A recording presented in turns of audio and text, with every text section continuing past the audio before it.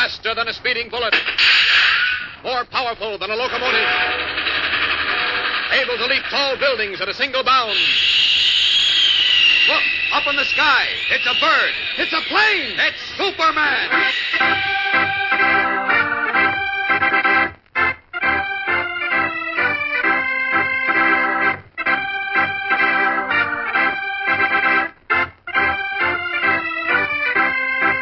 Yes, it's Superman, strange visitor from the planet Krypton, who came to Earth with amazing physical powers far beyond those of mortal men, and who, disguised as Clark Kent, mild-mannered reporter for a great metropolitan newspaper, wages a never-ending battle for truth and justice.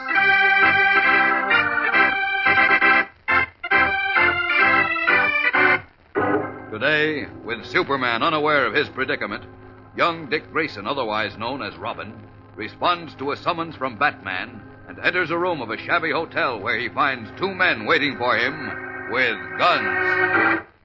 Come right in, sonny boy. Keep your hands up. Close the door, Lou. Batman promised you a surprise, didn't he? Well, this is it, kid. But I don't think you're going to like it.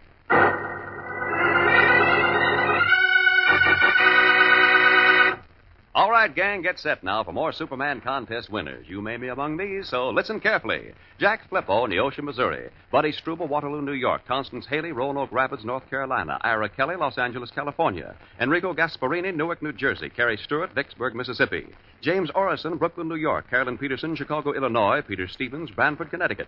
Carolyn Kerr, Miami, Florida. Arvie Blackburn, Georgiana, Alabama. John Worcester, Chicago, Illinois. A. Megrum, Ridgewood, New Jersey. Nell Stiegel, Monroe, North Carolina. David Cook, Brooklyn, New York. Evelyn Comet, Chicago, Illinois. Esther Thomas, Talladega, Alabama. Joanne Loveday, Guilford, Connecticut.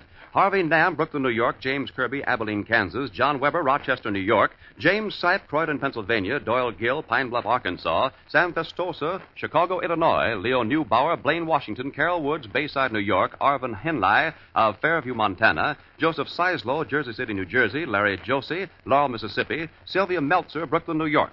Claudia Hodge, New Bern, North Carolina. Kent Spurgeon, Kirkwood, Missouri.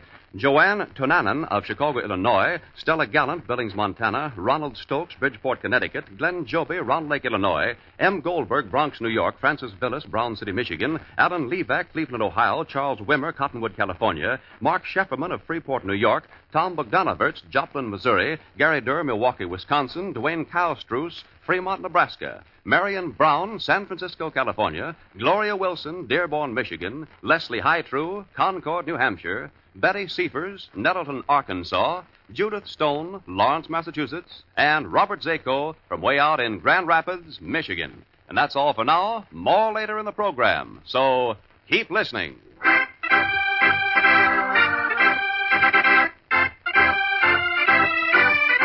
And now, the adventures of Superman. After disappearing mysteriously for almost 2 weeks, the famous Batman apparently reappeared in the Metropolis Auditorium and delivered a rabble-rousing, un-American speech. Then, confronted by Robin, his young companion, Batman struck the bewildered youngster, knocking him out.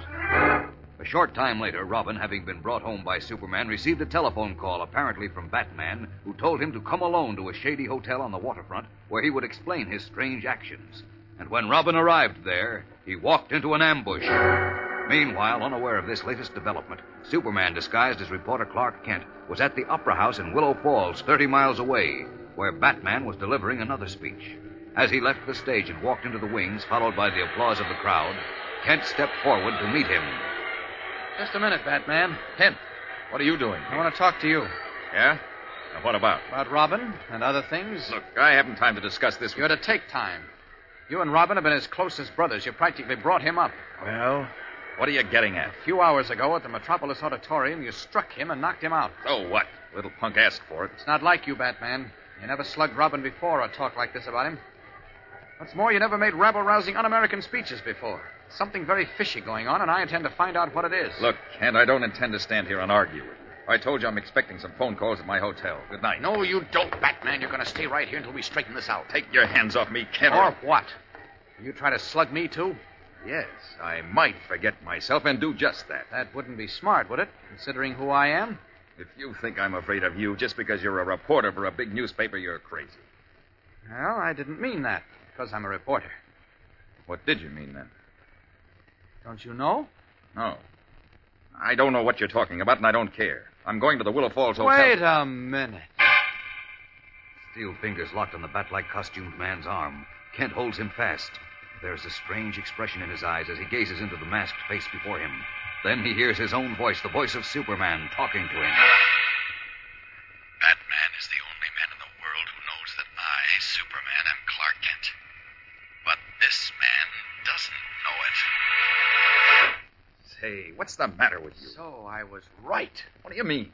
Take your hands off me, Kent. First, I thought you were acting this way because you were afraid of Jones, the man who said he knew Batman's real identity. But now I think I've got this situation figured out. You amuse me, Kent. Keep on talking. Later.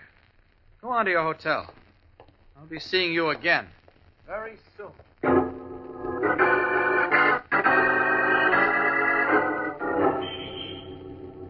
It's dark enough in this alley, I guess.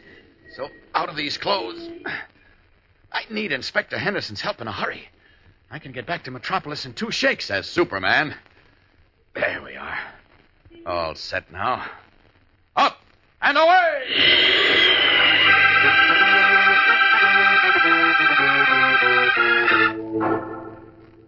I tell you, Inspector, I know what I'm talking about. Either Batman is mentally ill, Jones may have done something to him to affect his mind, or else that man in the costume is not Batman. Not Batman? Well, that's ridiculous, I Kent. know it sounds fantastic, Inspector, because this fellow certainly looks and talks exactly like Batman. But, well, I put him to a test. Yeah, what kind of a test? There's a certain secret which only Batman and I know. Yeah? That masked man doesn't know it. What is the secret? I can't tell you, but take my word for it, Inspector. The real Batman couldn't possibly forget it. That is, unless he was mentally ill. I see.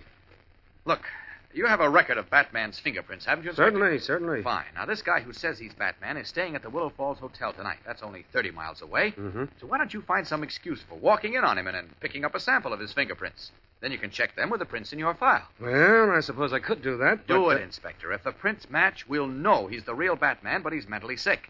And if they don't match... Oh, but it all seems so ridiculous, Kent. No, but... How could a phony, clever as he may be, do such a perfect job of impersonation that could fool even Robin? I don't know.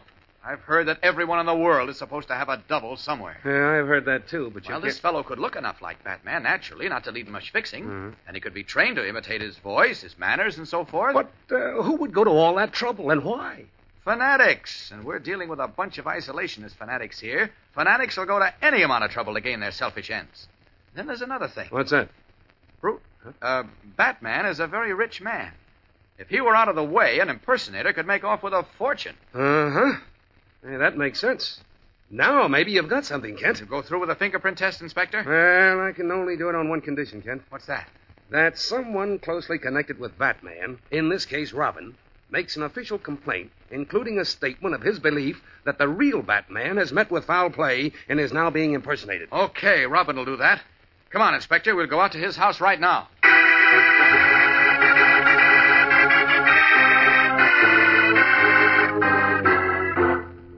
Where's Robin, Alfred? I don't know, Mr. Kent, sir. What? He left about an hour ago after receiving a phone call. In a jolly hurry he was, too. I don't like that.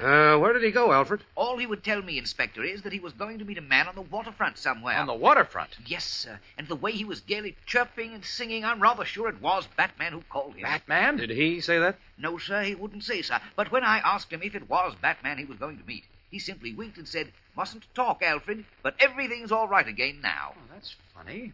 Batman is supposed to be in Willow Falls. Willow Falls, sir? Yes. Say, that's right, Kent. Why should he tell Robin to meet him on the waterfront? He wouldn't. Unless what? he is a phony, as I suspect. Look, Inspector, you better get your men down to the waterfront and look for Robin. Right. I'm going back up to Willow Falls to shake the truth out of that man who calls himself Batman. So long.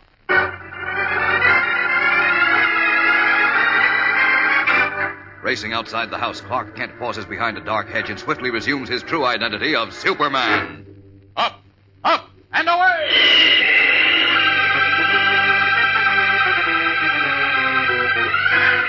Then the Man of Steel leaps high into the starry sky and streaks northward, bound for Willow Falls and a shocking surprise. We'll be back in a moment to find out what it is, so keep listening. Stand by now for more contest winners. Here they are. Richard Tetzloff, Milwaukee, Wisconsin. Clifford Gilbert, Leominster, Massachusetts. Arthur Berman, New York City. Robert Davis, Colorado Springs, Colorado. Paul Swinimer, Cambridge, Massachusetts. Joanne Baylor, Covington, Kentucky. Glenn Davison, East Palo Alto, California. Paul Finkheimer, Pine Bluff, Arkansas. Tommy Hawker, Lansing, Michigan. Lucky Pavalkis, Brooklyn, New York. Robert Mayer, Philadelphia, Pennsylvania. Philip Eaton, Bud Lake, New Jersey. Warren Small, Aucklandale, Massachusetts. Constance Cookingham, Albany, New York. Whitman Brown, Aurora, Colorado. Arthur Troutwine, Buffalo, New York.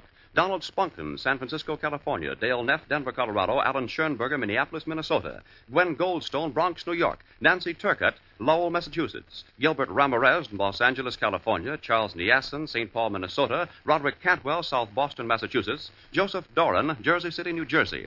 Robin Benson, Highwood, Illinois. Joan Nelson, St. Simons, Georgia. Victor Apodaca, Englewood, Colorado. Lou Hayes, Wilmington, California. Linda Mazer of New York City. Kenny Fisher, Springville, Iowa. Carl Hunsley of Taylorville, Illinois. Charles Raymond, Chenango, New York. Dorothy Thompson, San Bernardino, California. Patricia Carter, Toccoa, Georgia. Leonard Comeau of West Lynn, Massachusetts. Leonora Prostick, Brooklyn, New York. Carl Dillon, Anaheim, California. James Conley, South Boston, Massachusetts. Roger Gazelle, Gloucester, New Jersey. Adrian Haig, Philadelphia, Pennsylvania. Paul Wigger of Covington, Kentucky. Lowell Rogers, East Palatka, Florida. Wesley Westmeyer, Denver, Colorado. George Hergenrother, New Weston, Massachusetts. John Smith, New York City. Barbara Beavers, North Little Rock, Arkansas. Thelma Wesley, Sharon Hill, Pennsylvania. John Minahan, Quincy, Massachusetts. And Barbara Van Anker of Barton, New York. And that's all we have time for today, gang. Listen tomorrow at this same time.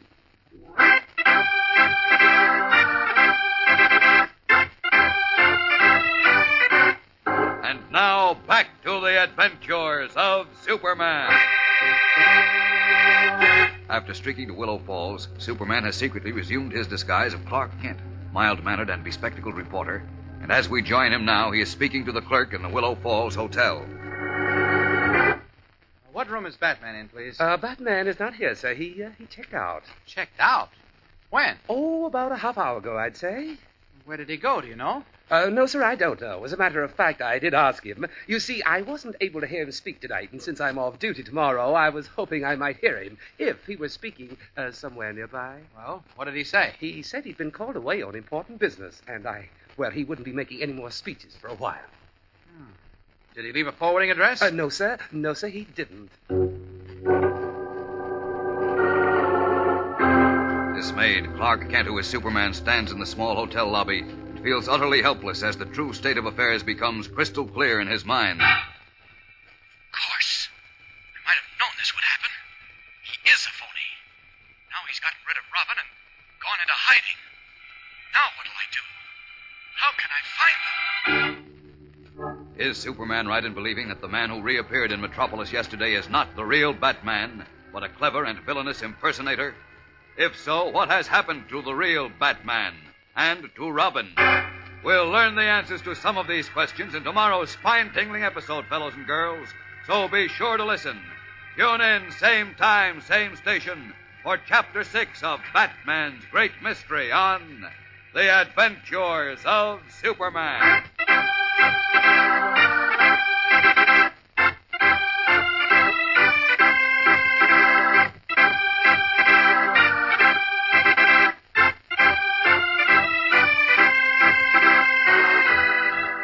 Superman is a copyrighted feature appearing in Superman DC Comics magazine and is brought to you Monday through Friday.